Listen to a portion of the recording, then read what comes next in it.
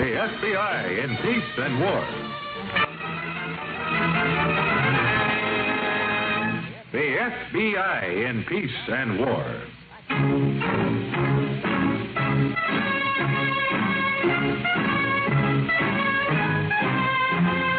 Another great story based on Frederick L. Collins' copyrighted book, The FBI in Peace and War. Drama, thrills, action. Tonight's story, Knock on Wood.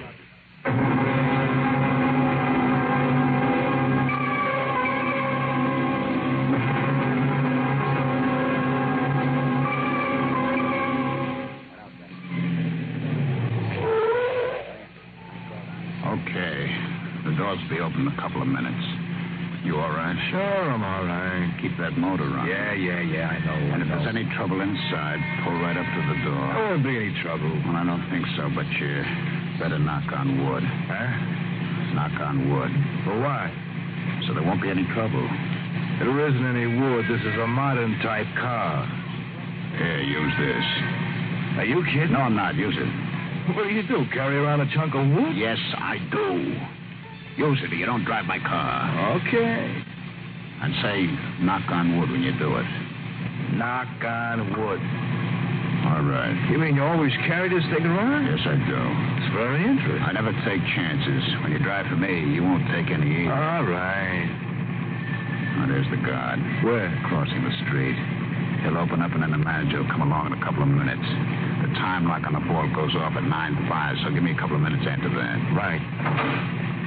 Okay, here goes.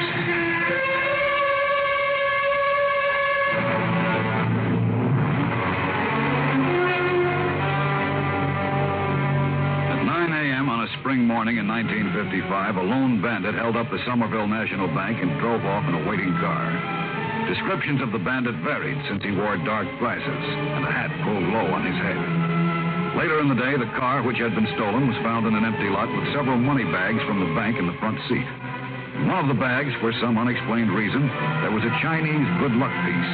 All that was left of the bank's $48,000. That's right, $48,000. And all you got is a measly $5. Well, he hired me to drive the car. That's what he said he'd pay me. Well, I guess it's better than a hole in the head.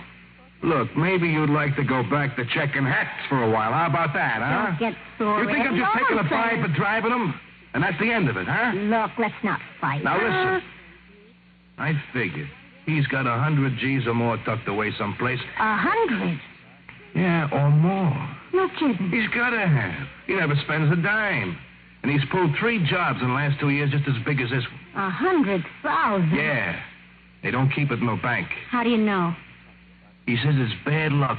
Bad luck? Yeah. With him, everything is good luck or bad luck. Knock wood, don't break mirrors.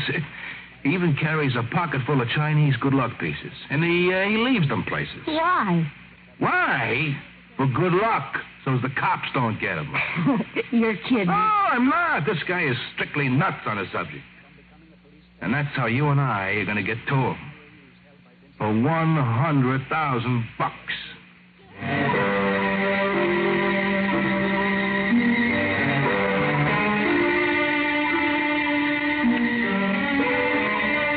Descriptions of the hold-up man varied. We showed hundreds of photographs to the bank employees to see if there were any points of agreement. Out of all the photographs, 3 seemed to suggest the bandit. Agent Mills and I obtained all the records available on these 3 men and started reading. Late in the day, Agent Mills came into my office.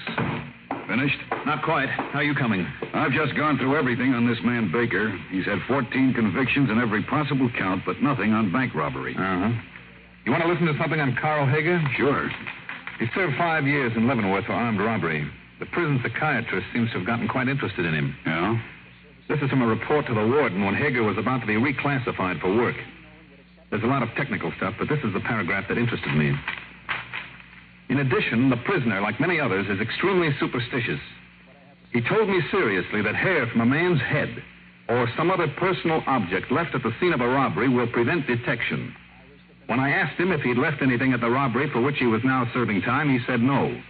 He hadn't learned about this fact at the time. Very interesting. You thinking the same thing I am? The Chinese good luck piece. Mm-hmm. Carl Hager. Any known address? Nope. and no relatives. Most of his convictions were in New York City. Okay, let's see what you've got on him.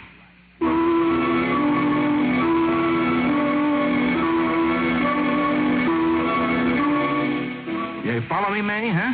He's superstitious. Yeah, so far. All right, now, the next thing you're going to do is read this book till you know it backward and forward. A book? Don't get worried. It's very simple. What's it about?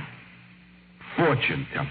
Fortune telling? Yeah. It's supposed to explain how it's a racket, but if you read it careful, you can get all this fortune telling double talk What do I want that for? for $100,000. Oh, You still follow, huh? kind of. All right. Now, you read the book till you get easy in a mumbo-jumbo. Then you start hanging around the 3rd Street Bar and Grill. That dumb... Never mind if it's a dump. That's where he goes practically every night in the week. Oh, I'm going to pick him up, huh? Yeah, that's right. And we're going to get acquainted. Uh-huh. And? And pretty soon, maybe after meet him a couple of times, he finds out that you have got a gift. A what? Read the book. They call it a gift.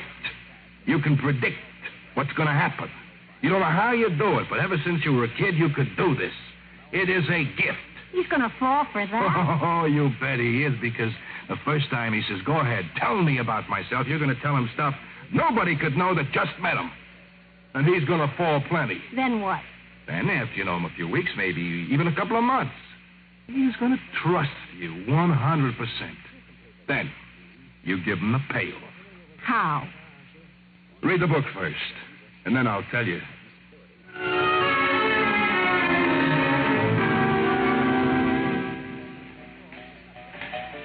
Sure, most of those old dolls use a lot of double talk. I can always tell when a person's got the gift. My mother could, too. She had it. Oh, yeah? That's what they told me. I didn't know her, really. She died when I was just a kid. Oh, that's tough. She used to tell my sister it scared her sometimes what came out without her even thinking. Oh, bet. My sister used to help her every once in a while. Sometimes they dragged me in. Everybody used to laugh, the things I'd come out with. You can tell fortunes? Sort of. Of course, first you've got to get in the same kind of vibrations as the other person's mind. Sometimes I can, and sometimes I can't. Oh, yeah, I heard about that. In tune, like in a radio. That's right. Once you're in tune with a person's mind, you can see the past and the future. Oh, yeah, I know. But it doesn't always work. I know. Try me, for instance. Right here? You couldn't have with all this noise. No, it isn't the noise. I just don't know if both of us could concentrate. We'll give it a whirl, just for laughs, huh? All right. You think of something important, like someone you knew in the past who was close to you. All right. You thinking? Uh-huh. It's not coming through just yet. I don't think... Wait a second. I'm getting a name. The letter D. A woman's name beginning with D, is that right? That's right. I get the impression of a trip. A trip by automobile. That's right. An automobile trip. The car's going terribly fast. It's going around a curve. There's an accident. Well, I'm sorry. This wasn't a good idea, was it? No, it's all right. There was an accident. The woman's name was Doris, wasn't it? Yeah. Hey, that's enough of that. You better order me another drink. Yeah, I guess. I'd better order one for me, too. What'll be? I think I'll have a double brandy. I need it after that.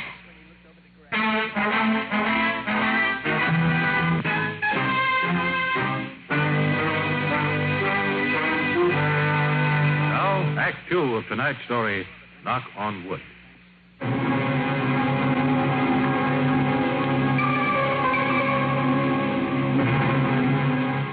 Within a few weeks, we had located the novelty house that manufactured the good luck pieces.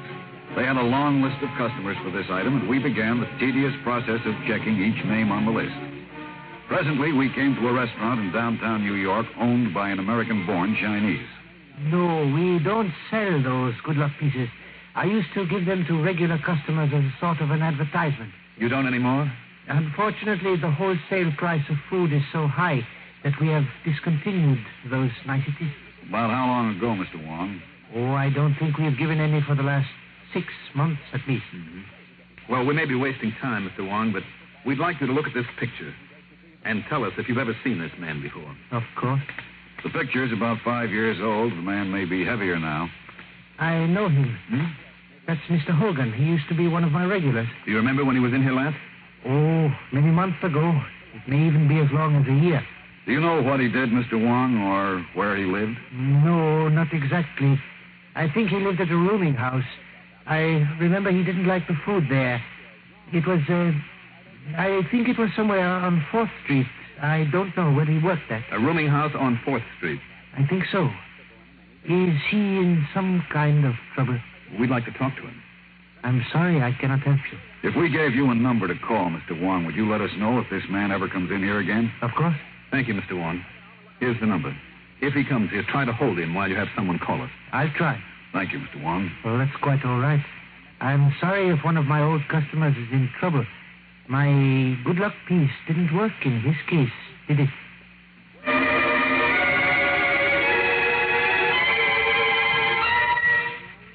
Although there were no rooming houses on 4th Street, we obtained a list of all such places in the area. And after a 2-day search, found the place where Hager had stayed. It was run by a man named Denny, who recognized Hager's picture and told us that Hager had boarded there a few months at a time over a period of years. Denny didn't know where Hager was at the time, but agreed to notify us if Hager ever returned. With this temporary dead end, we had to sit down and wait. Wait for what? I'm seeing him 2 or 3 times every week. He's practically proposing marriage, which is something you never did. Don't be funny. Well, what's to wait for? I want him to have 100% absolute confidence in you. That's what. What do you want? He's even asking my advice on the horses, and should he buy a new car? Oh, advice on spending money, huh? Yeah, on everything. I'm supposed to look into the future and tell him. Okay. I guess he's right. So what's the gimmick? More advice about money. You're going to start getting worried. Worried? Yeah, about that pile he's got hidden away someplace. You're going to start needling him, telling him it isn't safe. Oh, that's it. You get it, huh? Sure. I what? He gets worried about his dough. It isn't safe. Then one night I tell him I got a big flash. He's got to move the dough to a safer place. You like it? Sure. Now, how about letting me go to work on him?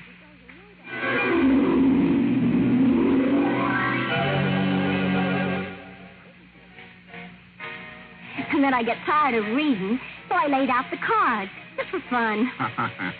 Did they say you're a pretty cute proposition? I wasn't doing me. I was doing you. Oh. Carl, Yeah. sometimes the cards lie. I don't always know where to trust them. They tell you something bad about me? No, not bad. But it did frighten me, kind of.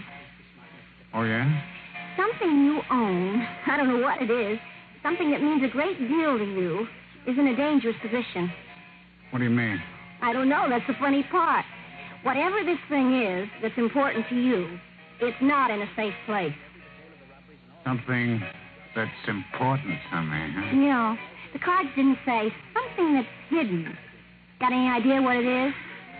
I think so. It could be jewelry or money or a legal I document, think maybe. I know what it is. Well, don't tell me. Just keep watching it carefully. I'll do the cards again, but maybe you ought to move it to a safer place. Maybe you're right. Like I said, the cards aren't always right, but there's no use taking a chance, is there?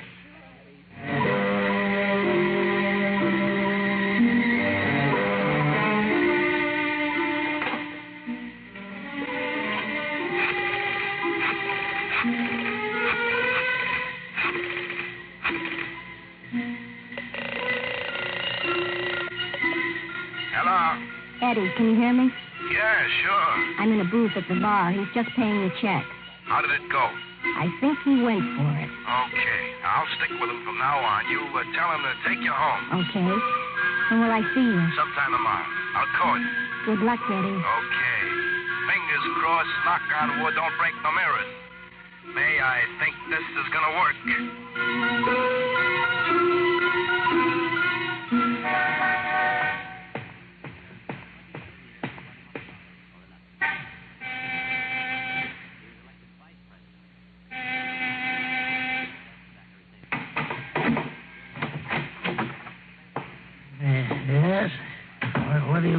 morning. I'm looking for Carl Hager.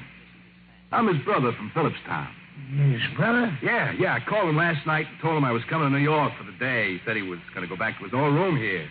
I'm supposed to meet him. You never said anything about his brother? Well, I borrow money from him. He never mentions me. Is he in his room now? No. But he is here. I mean, he did check in this morning, huh? Yeah, he came in this morning. You know when he'll be back? You didn't say. Later in the day. Well, look, I have no place to wait in the city. Could I go to his room? Well, I guess so. Oh, thanks. He's back here, number 2 rear. I'll let you in. Thanks a lot. There you are. Okay. You want something to read? Morning paper? No, thanks. I'll rest till Carl gets here. Oh, okay.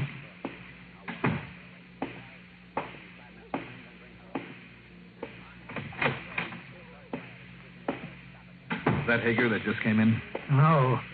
The fella says he's his brother. He wanted to wait in the room, so I let him in. Say, mister, there isn't going to be any shooting, is there? We don't think so.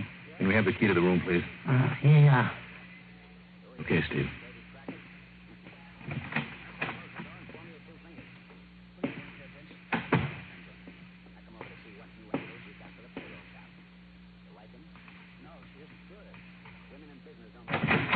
What are you looking for in that suitcase? I'm not looking for any. Who are you? FBI, get your hands up.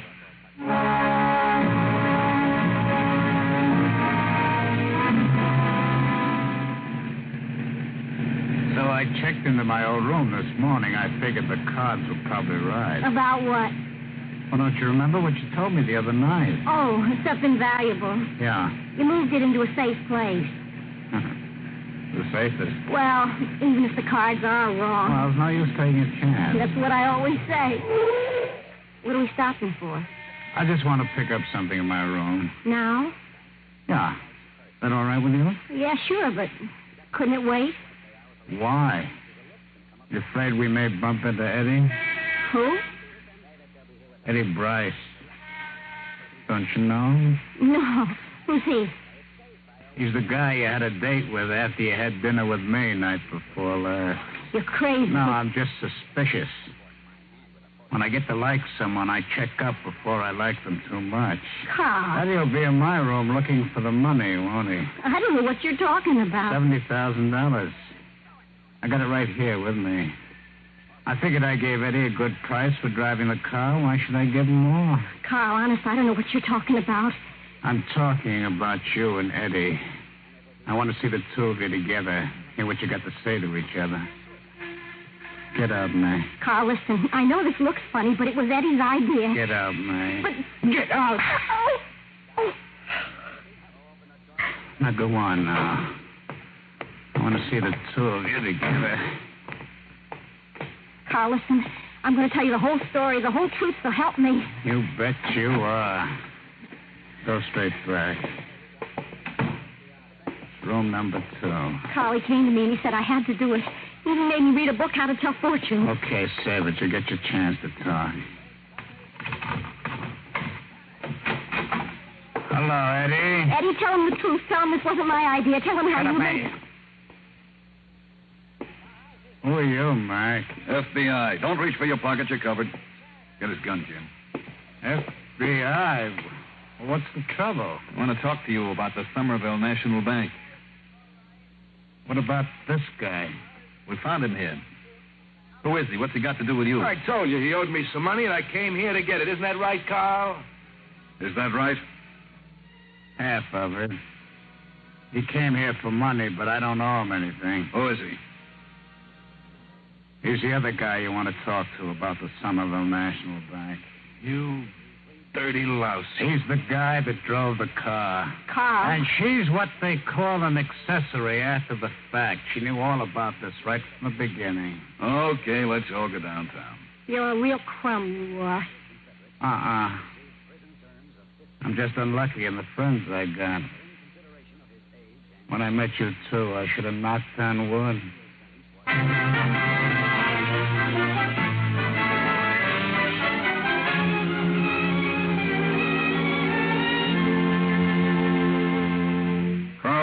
entered a plea of guilty to the charge of armed robbery.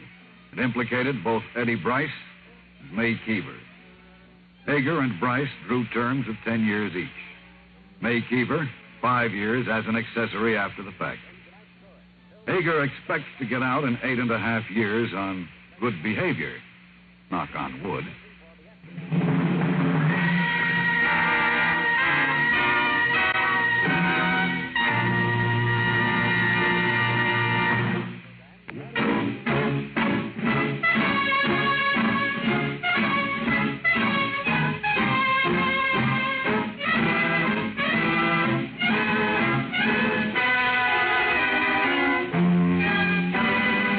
Tonight's radio dramatization for the FBI in Peace and War was written by Louis Pelletier.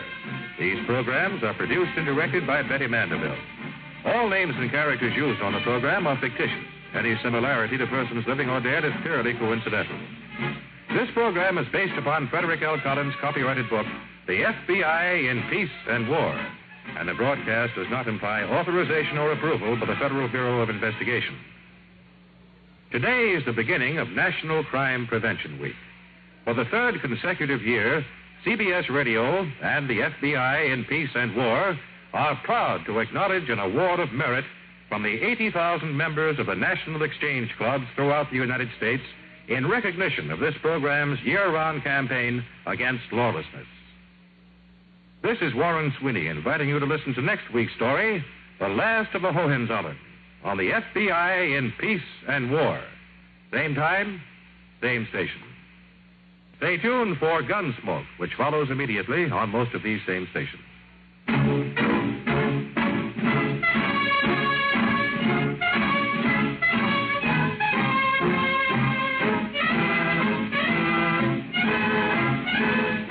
America listens most to the CBS Radio Network. This is WGBS Radio Miami.